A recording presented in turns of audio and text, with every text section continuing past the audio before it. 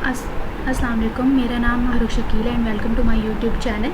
आज जो है हम इको 401 का लेसन नंबर 3 पढ़ने जा रहे हैं, जिसका नेम है demand, supply and equilibrium analysis.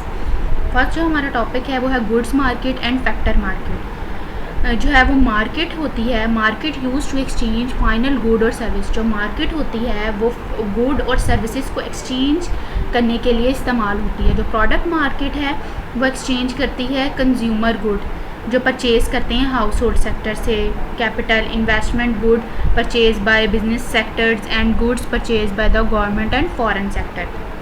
जो प्रोडक्ट मार्केट होती है वो एक्सचेंज करती है कंज्यूमर गुड जो वो परचेज़ करते हैं हाउस होल्ड सेक्टर से, ठीक है ना। कैपिटल इन्वेस्टमेंट जो गुड्स हैं वो जो परचेज़ करते हैं बिजनेस सेक्टर से, और जो है वो गुड्स जो परचेज़ करते हैं गवर्नमेंट और फॉरेन सेक्टर से। जो प्रोडक्ट मार्केट होती है उसमें जो है वो एक्सचेंज ऑफ रॉ मटेरियल नहीं होता, ठीक है ना। स्कार्स रिसोर्सेज भी नहीं होते और फैक्टर ऑफ प्रोडक्शन और any type of intermediate goods नहीं होता, ठीक है ना। प्रोडक्ट मार्केट कौन सी होती है? जिसमें एक्सचेंज ऑफ रॉ मटेरियल नहीं होती।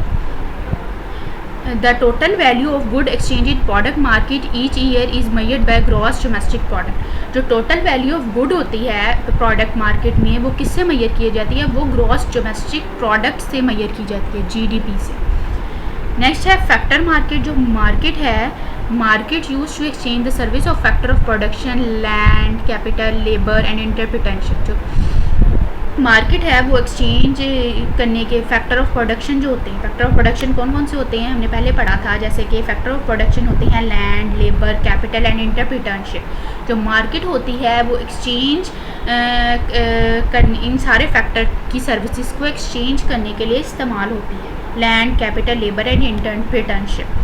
जो फैक्टर मार्केट होती है उसको रिसोर्स मार्केट भी कहते हैं। ये एमसीक्यूज़ के लिए भी इंपॉर्टेंट है कि फैक्टर मार्केट को और क्या कहते हैं, तो ये रिसोर्स मार्केट कहते हैं। इसमें जो है वो exchange the service of factor, not the factor themself. इसमें क्या होता है कि सर्विसेज ऑफ फैक्टर्स एक्सचेंज होती है, फैक्टर खुद एक्सचेंज नहीं होते। जो फैक्टर की सर्विसेज हैं वो एक्सचेंज होती हैं फैक्टर मार्केट में। For example the labour services of worker are exchange through factor market, not the actual worker. वो कह रहे हैं कि जो लेबर सर्विस है वर्कर की वो एक्सचेंज हुई है फैक्टर मार्केट से, एक्चुअल वर्कर से नहीं। ये एग्जाम्पल है फैक्टर मार्केट की। नेक्स्ट जो है वो है अजम्पशन। अजम्पशन आपको पता है ना, अजम्पशन एज्यूम करना, ख्याल करना या किसी चीज़ का ऐसे ही अंदाज़ा लगाना। जब आप किसी चीज़ का अंदाज़ा लगाते हैं ना, ठीक है ना, उसको अजम्पशन कहते हैं। Assumption is a belief of or feeling that something is true or that something will happen although there is no proof. Economics make the frequent use of assumption in putting forward their theories. Assumption जो है वो एक ऐसा यकीन होता है, एक ऐसा एहसास होता है कि शायद कुछ चीज़ सही है, something is true, और ये कि कुछ चीज़ होने वाली है, कुछ होने वाला है, लेकिन इसका कोई सबूत नहीं होता। वो सिर्फ आप सोचते हो कि ये चीज़ सही है, आपकी एक फीलिंग होती है, आपका एक यकीन होता है। जो इकोनॉमिस्ट होते हैं वो जो है वो अपनी थ्योरीज जो है वो अजम्पशन की बेस पर ही देते हैं। आगे वो कह रहे हैं perfect competition refer to a situation in which no firm or consumer is big enough to affect the market price. जो परफेक्ट कंपटीशन है वो क्या कह रहे हैं कि एक ऐसी सिचुएशन है जिसमें कोई भी फर्म, कोई भी कंज्यूमर इतने ज़्यादा बिग नहीं होते कि वो मार्केट की, जो मार्केट में प्राइस है किसी चीज़ को की, उसको अफेक्ट कर सके। डिमांड एनालिसिस है उसमें शॉर्टेज। शॉर्टेज जो है वो ऐसी सिचुएशन है जिसमें जो डिमांड है वो सप्लाई से बढ़ जाती है। जो प्रोड्यूसर होते हैं यानी जो प्रोड्यूस कर रहे होते हैं कोई भी चीज़, वो इस काबिल नहीं होते कि वो मार्केट की किसी भी प्रोडक्ट की मार्केट डिमांड को पूरा कर सके, ठीक है ना। शॉर्टेज क्या है? ये जैसे कमी हो जाती है किसी चीज़ की, एक ऐसी सिचुएशन है जिसमें डिमांड जो है वो सप्लाई से बढ़ जाती है। यानी आप डिमांड ज़्यादा कर रहे हो, ठीक है ना, सप्लाई से डिमांड ज़्यादा कर रहे हो, ठीक है ना, उतनी यानी सप्लाई नहीं है किसी चीज़ की जितनी आप डिमांड कर रहे हो, तो उस सिचुएशन को शॉर्टेज कहते हैं। और जो सरप्लस होती है वो ऐसी सिचुएशन है जिसमें सप्लाई बढ़ती है और डिमांड जो है वो कम होती है। डिमांड जो है वो कम हो गई है लेकिन सप्लाई जो है वो बढ़ गई है, उसको सरप्लस कहते हैं। जो प्रोड्यूसर होते हैं इसमें are unable to sell all produce goods in the market. इसमें जो सरप्लस है ये ऐसी सिचुएशन है जिसमें प्रोड्यूसर जो है वो इस काबिल नहीं होते कि वो जितनी भी चीज़ें या प्रोडक्ट्स उन्होंने प्रोड्यूस की हैं कि वो उसको मार्केट में सेल कर सके, बेच सके। प्राइस मैकेनिज्म जो है वो is a signalling and rationing device which prompt consumer and producer to adjust their demand and supply. जो प्राइस मैकेनिज्म है एक ऐसा सिग्नलिंग और रेशनिंग डिवाइस है जो कंज्यूमर और प्रोड्यूसर को इस चीज़ पर कहती है कि वो जो है वो अपनी एडजस्ट करें डिमांड और सप्लाई को। जो ऐसा प्राइस मैकेनिज़्म एक ऐसी सिग्नलिंग डिवाइस है जो कंज्यूमर और प्रोड्यूसर को ये कहती है कि वो अपनी जो उनकी डिमांड है और उनकी जो सप्लाई है उन दोनों चीज़ों को एडजस्ट करें आपस में इन रिस्पॉन्स टू शॉर्टेज और सरप्लस। ठीक है ना। शॉर्टेज जो है वो उससे क्या होता है कि जो कीमतें हैं वो बढ़ जाती हैं, जो प्रोड्यूसर को कहते हैं कि वो ज़्यादा प्रोड्यूस करें, कीमतें बढ़ गई हैं। ठीक है ना।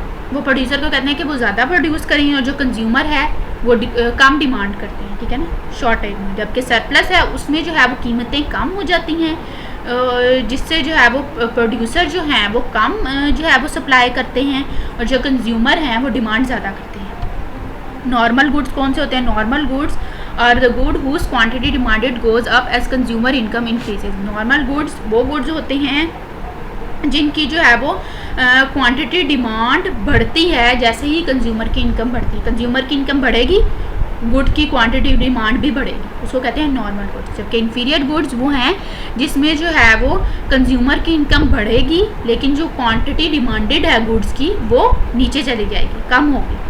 जबकि जो गिफन गुड हैं वो जो है वो सब कैटेगरी है इन्फीरियर गुड की, यानी इन्फीरियर गुड्स की जो है वो सब कैटेगरी है गिफन गुड। ये जो है वो रेयर टाइप ऑफ गुड है जो कि बहुत कम देखे गए हैं दुनिया में, जिसमें जो है वो change in price cause quantity demanded to change in the same direction. जिसमें जो है वो किसी भी चीज़ की प्राइस में अगर कोई तब्दीली आती है तो उससे जो है वो क्वांटिटी जो डिमांडेड है उसमें भी तब्दीली आती है सेम डायरेक्शन में। ठीक है ना। Increase in the price of Giffen good result in increase in quantity demanded. वो कह रहे हैं कि जैसे ही जो है वो गिफन गुड की जो है वो कीमतें इंक्रीज होंगी, जो है वो क्वांटिटी डिमांड, जो क्वांटिटी वो डिमांड कर रहा है वो भी इंक्रीज होगी। सब्स्टिट्यूशन इफेक्ट क्या है? The substitution effect occur because a change in price of good make it relatively higher or lower than the price of other good that might act as a substitute. करें कि substitution effect तब होता है जबकि जो है वो good की जो प्राइस है वो चेंज होती है, किसी भी चीज़ की प्राइस चेंज होती है, make it relatively higher or lower than the price of other good. किसी एक चीज़ की प्राइस चेंज हुई है, बढ़ी है या कम हुई है दूसरे गुड के मुनासबत में। ठीक है ना, जो सब्स्टिट्यूट के तौर पर एक्ट कर रहा है। हायर प्राइस का क्या मतलब है कि good is more expensive relative to other good.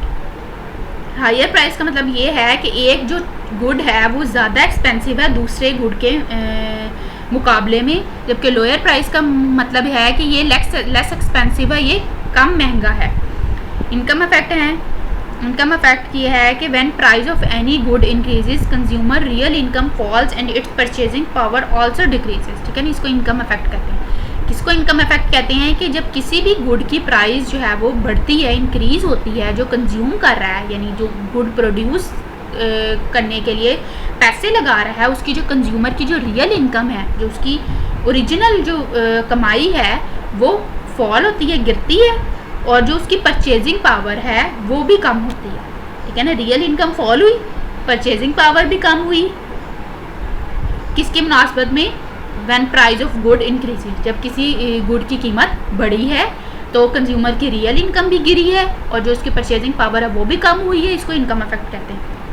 Price effect क्या होता है? Price effect is the addition of income and substitution effect. Price effect की जो है फॉर्मूला वो क्या है? Price effect is equal to income effect plus substitution effect. Price effect में क्या होता है कि आप इनकम और सब्स्टिट्यूशन इफेक्ट को ऐड करते हैं, एडिशन उनकी करते हैं। सब्स्टिट्यूट्स, कॉम्प्लीमेंट्स, ये आज हम इनकी डेफिनेशन भी पढ़ेंगे। सब्स्टिट्यूट्स क्या होते हैं? Substitutes are good that compete with one another or can be substituted for one another like butter and margarine. Substitute ऐसे गुड होते हैं जो एक दूसरे से कम्पीट करते हैं।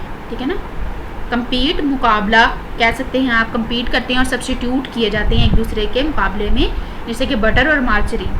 जबकि कॉम्प्लीमेंट्स हैं वो ऐसे गुड्स होते हैं जो एक दूसरे के साथ साथ चलते हैं, that go hand in hand with each other. ठीक है ना, जैसे कि एग्जांपल है left shoe and right shoe, है ना, साथ साथ राइट शू लेफ्ट शू साथ साथ ही है ना, गो हैंड इन हैंड ही है ना।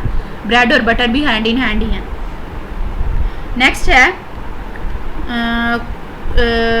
इसकी एक और एग्जांपल उन्होंने कैश क्रॉप्स के बारे में बताया हुआ है कि कैश क्रॉप्स जो है वो ऐसी क्रॉप्स होती हैं जो खाने के लिए यूज़ नहीं होती, बल्कि रॉ मटेरियल के लिए फैक्ट्रीज़ में रॉ मटेरियल के तौर पर यूज़ होती हैं। कैश क्रॉप की डेफिनेशन भी इंपॉर्टेंट है, एमसीक्यूज़ में भी आ सकती है। इसकी एग्जांपल है कॉटन। वो कह रहे हैं कि कैश क्रॉप्स एक ऐसी क्रॉप्स हैं, जैसे हम तो समझते हैं ना क्रॉप का मतलब है कि फसल, लेकिन ये कैश क्रॉप का मतलब ये फसल नहीं है। कैश क्रॉप्स इसमें इसका ये मतलब है कि जो खाने के तौर पर यूज़ नहीं होती, रॉ मटेरियल के तौर पर यूज़ होती है फैक्ट्रीज़ में। जैसे कि कॉटन है, कॉटन जो है वो खाने के तौर पर तो यूज़ नहीं होती ना, फैक्ट्रीज़ में रॉ मटेरियल के तौर पर यूज़ होती है। Demand is the quantity of good that buyer wish to purchase at each conceivable price.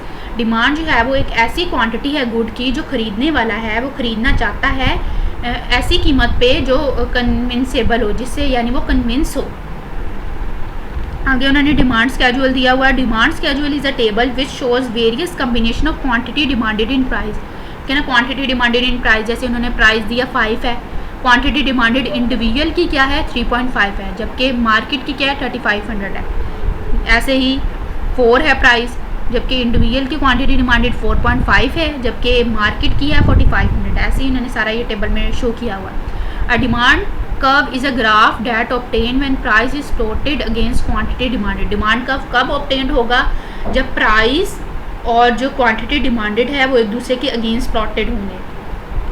ठीक है। डिमांड फंक्शन क्या है? Demand function is an equational representation of demand as a function of its many determinants. ठीक है ना। Q D is equal to F bracket में P G. P G क्या है? प्राइस ऑफ गुड है।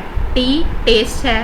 P S I dot dot P S N जो है वो प्राइस ऑफ सब्सटीट्यूट गुड्स हैं। ये एब्रीवेशन के वो बता रहे हैं कि जो इन्होंने एब्रीवेशन ऊपर दी हुई हैं फंक्शन में, डिमांड फंक्शन में, उसकी क्या पूरी फुल फॉर्म क्या है। पी सी आई और dot dot P C M क्या है? प्राइस ऑफ कॉम्प्लीमेंट्री गुड है। वाई इनकम को शो करती है, बी इनकम डिस्ट्रीब्यूशन को, पी जी T+1 जो है वो फ्यूचर प्राइसेस को।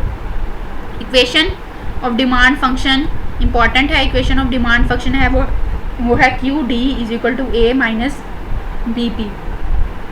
आगे वो कह रहे हैं शिफ्ट इन डिमांड कर्व।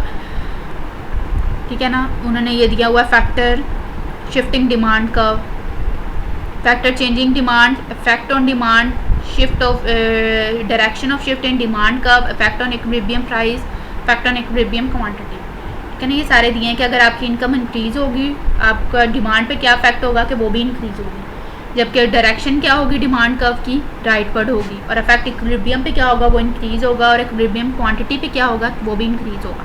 ये सारे इन्होंने इस टेबल में दिए हुए हैं। ये भी इंपॉर्टेंट टेबल है, ये आपने कर लेना है। नेक्स्ट है market demand curve. Market demand curve is a graphic representation of a market demand which shows the quantity of a commodity that consumer are willing and able to purchase during a period of time at various alternative prices। Market demand एक ऐसी curve है, graphic representation of market demand है, जिसमें quantities show की जाती हैं जो consumer जो है वो ख़रीदना चाहता है एक स्पेसिफिक टाइम में। कंज्यूमर जो है वो ख़रीदना चाहता है, ठीक है ना, स्पेसिफिक टाइम में वेरियस अल्टरनेटिव प्राइजेस पे। ठीक है ना।